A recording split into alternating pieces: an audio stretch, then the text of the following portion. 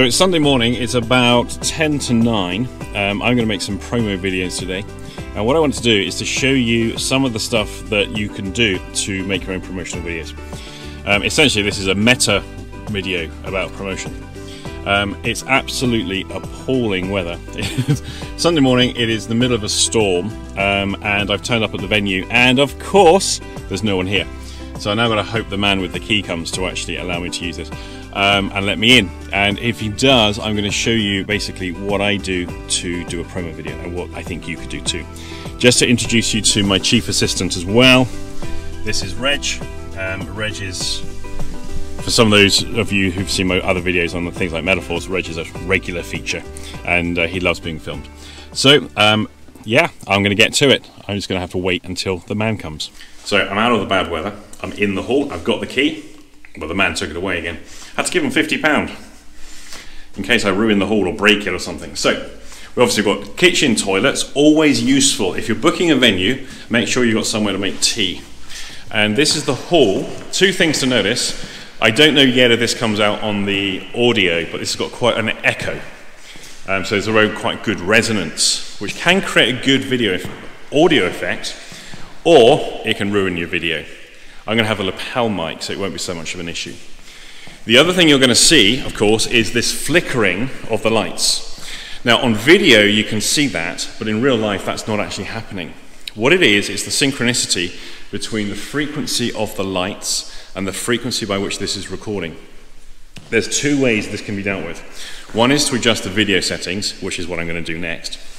And the other one is in video editing programs, you can correct this. So if you forget to adjust your settings, and there's a particular issue, what you can do is you create two copies of your video track, you put them on top of each other, so you layer it, move two of them out of sync. One goes one frame forward, the other goes one frame back.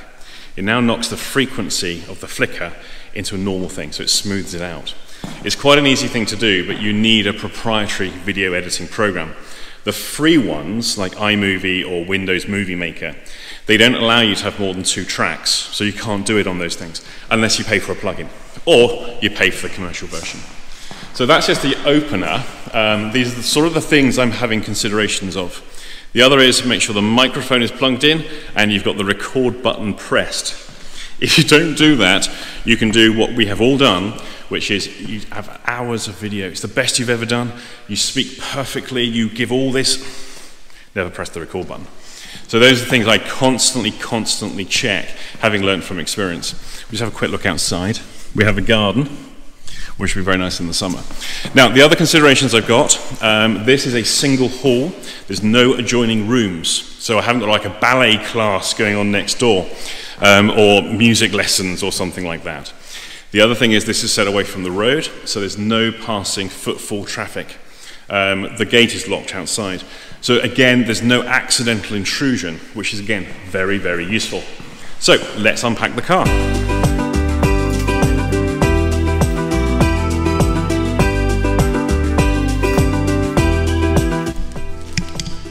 So now we're going to do the most important thing of all, and that is put the kettle on.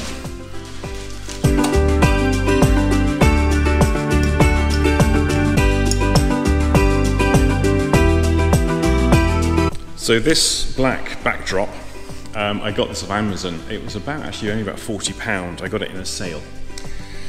Before I got this, what I used to do was I got some black sheets. I went up to Dunelm actually, which is the interior design supply place, and I bought 2 king-size black sheets.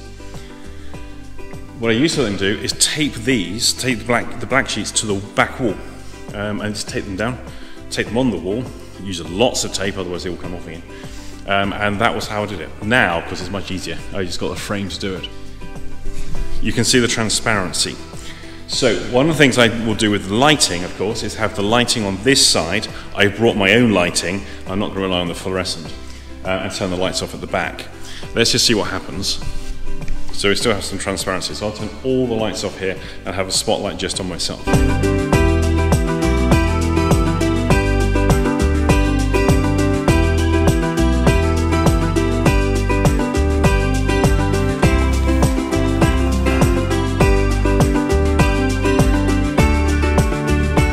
1.5 hours after arriving, I'm now set up and ready to go. I've got my skeleton here. This was a second-hand medical reject. eBay is your friend when you go to buy props. Pretty much actually everything I'm using here has come second-hand off eBay or various places. The lighting units I actually found in a charity shop. I was walking past the window, saw the lighting units there, bought them. They're available on eBay and Amazon, and they're pretty cheap. The advantage of having your own lighting, of course, is you don't have to worry about the flicker of fluorescent lighting. If you're filming, fluorescent lighting is possibly the worst type of illumination you can use for this. I'm just going to take a break for a second. So I've just got to move the monitor around so I can actually see myself. Now, most people end up looking at the monitor rather than looking at the camera lens. Look at the camera lens and not the monitor. Much, much better. If you're going to make promotional videos, please do not sit in front of a bookshelf. The two things that I see people doing is they sit in front of a bookshelf and they have probably spent hours selecting the books that they want to appear behind them just to look really intelligent and to try and reflect the kind of reading that everybody does that. Or even worse, they try and find the most plain background they can find in the house, so they don't have to reveal their house, the untidiness. So they will stand in front of the door. Worse, they don't have a microphone, so they just use the inbuilt one of the camera. If you don't have any of the setup like that, because I understand it costs money and it takes a bit of time to accumulate the bits and pieces. And everything I've got here, I've accumulated over really the last 10 years. Oh, top tip on this, by the way. Every year, just like phones, the latest range of cameras come out. So the cameras that I tend to buy, they're all second-hand, but they all come with new warranties. Because often, towards the end of the yearly, 2-yearly cycle before the next model comes out, people are still buying them. The new one comes out, they go, I don't want that anymore. And they sell off the previous one they only got a month ago to get the latest one. If you are using stuff where you haven't got a decent microphone, your phone is going to be far, far better. The average mobile phone cell phone has much better video and audio pickup than most cameras do. So you may want to just get yourself a little camera holder. Don't do it handheld where it's jumping all over the place. Not unless you're doing one of these sort of GoPro, YouTube video log type things. You want to actually have it stabilized. Don't have it too high or too low because you don't want to have everyone looking up your nose or you're kind of, they see the top of your head. Try and have it at eye height if you can. Your own postures, your own presentation to camera is going to take a little time to get used to. The first thing you'll notice, and you probably already have, you can't stand the sound of your own voice. Well, get used to it because everyone else had to, and so you can as well. You have to get used to the sounds that you actually make. After a while, when you've watched enough hours of video of yourself, you're going to start to get very familiar with how you sound. You'll also notice your gestures, your mannerisms that you weren't aware that you had. I have one that I have no conscious access to yet, and I'm determined I'm going to get it. And it's where I can't even do it consciously. I kind of swallow off camera and then come back. I never know I'm doing that until I see myself on video. So you'll start to identify patterns in your own behavior that you weren't previously aware of. Just get used to that. Now, because video is quite stressful when you first start doing it, and because it takes a lot of work, both mental and emotional, just to give you an idea, I had to book this hall a few months ago. It's the local Scout hut. It has taken me an hour and a half to set up. Whilst setting up, I realized I didn't have my SD cards, so I had to go all the way home again. Of course, I've got everything set up. The man with the key wouldn't trust me with the key because he wouldn't. So now I had to take a risk, either leave everything set up or pack it all up again and go. I left everything set up. I drive home, of course, very frustrating journey. Everyone's going slowly, they're badly parked, there's buses, oh. Get my SD card and then come back again. And then of course I'm thinking, now what am I going to discover I've forgotten? Maybe have to do the journey again. So there's a lot of work both practically but also emotionally and mentally, because you're challenging yourself to do something you haven't normally done, and most importantly, you're taking social risk. What will people think? And will your video be rubbish? I'm getting a beeping noise coming over here. So let's just see what this is.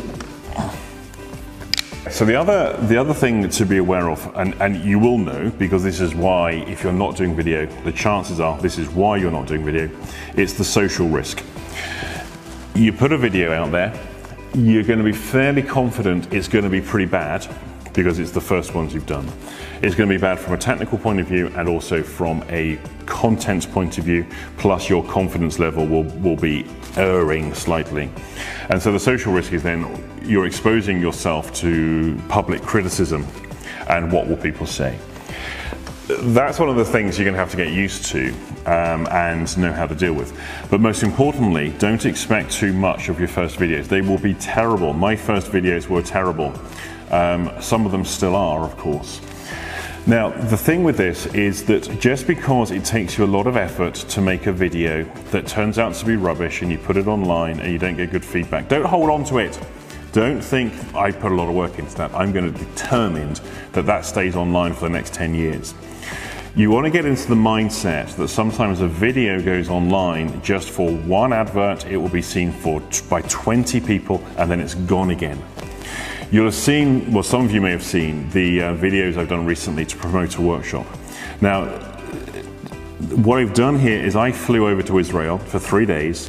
I filmed myself going over there, I filmed myself during the 3 days I was there, and I filmed myself coming home again. And those videos will be online really from now until the workshop, and then they get deleted. Now that's cost me in total probably about £900 to make some promotional videos that then will be gone once they've done the function. Some of these videos are going to sit on YouTube, so they go out to the wider audience. They'll be deleted at the conclusion of the workshop. Others are going out onto Facebook, onto the newsfeed, onto my, the Facebook page, the wall, and they will be there for one day. They get posted, and you know what it's like. Yes, tomorrow, yesterday is yesterday's news. No one's looking at your stuff anymore. Realistically, how many people will see this? Probably 20 to 30. So some of these video clips that I've made will be throwaway pieces. So it requires a bit of creativity, a bit of dedication, but also you've got to be quite prolific. The mindset that people tend to have is they make one video which has cost them a lot in terms of mental and emotional and social risk, and they stick it online and they then leave it there. Just like people make a website, they put a lot of work into it, they take the social risk, they pay a lot of money to the web guy, and then it just sits there. They stick an advert in the newspaper and it just sits there. And they expect that to do all the work, and they wonder why then they don't get any phone calls from their clients. The reason being is that's not how the world works. It simply doesn't. You have to have a much bigger coherent campaign of engagement with the marketplace, with your audience. So you have to keep things going. You don't see Coca-Cola using the same advert since the 40s. They are constantly reinvigorating their brand, they're constantly communicating to the public, they're constantly putting out message, they're constantly keeping up to date with social trends and attitudes and so forth. And that's exactly what you need to do. So you must have an ongoing thing. To give you an idea, I would say 90%, if not more, of my time is not spent earning money, it is spent working to earn the money. That 90% of the time that I do is also expensive. So to hire this hall has cost me £110 for the day. I've had to buy all this kit.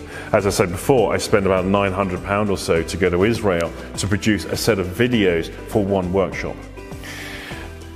That's not the place to start out. You want to start out small and then you expand as you grow along the way.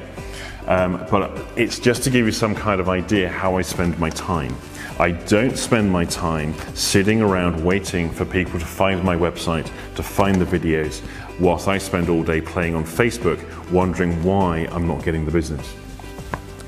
I'm going to highly recommend you start making videos. Make 10. Don't use any of them. Edit them, make them perfect, then chuck them away, delete the lot, and then start again properly with what you've learned. But you won't do this, because no one ever does.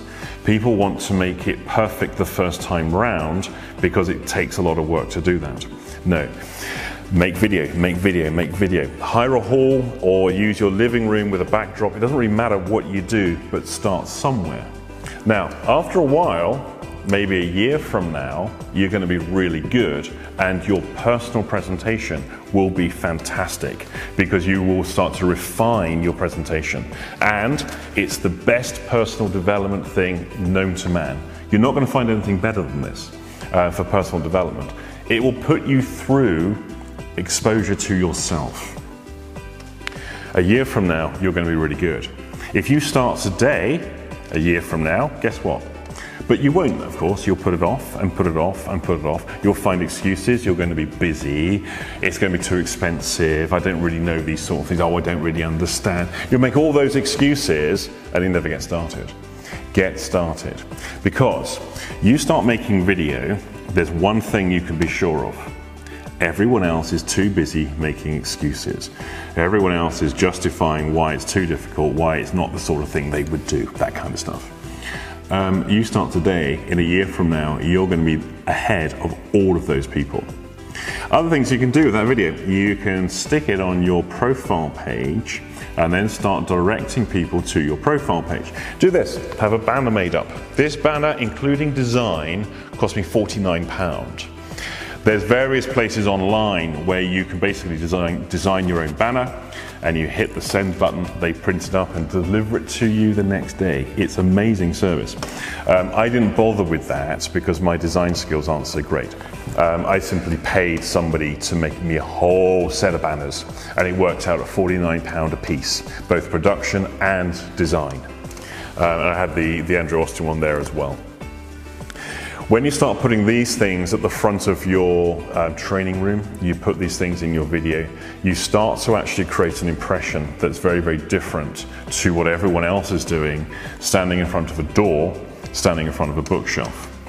But at least those people standing in front of the doors and the bookshelves are doing something. And that's a really good place to start if you have nowhere else to start. Just don't rely on that to get you forward. Props are kind of useful. Again, it all depends on what kind of image you want to make. I just brought the skeleton along because I thought it would just be eye-catching for that little thumbnail that goes up on the YouTube video. I use Reggie in a video I'm going to do shortly. I'll have him sat on the table. Initially he stands up and he stares at the camera and then he starts to get comfortable, sits down. Everybody loves Reggie and it again gives something for people to look at so they don't have to keep looking at me. So I think that's what I'm going to do for this particular video. Do please watch the next one because it's very important for, again, if you're an IEMT practitioner and a member of the association, you need to do more than you're currently doing and I need to take you through what it is I want you to be doing.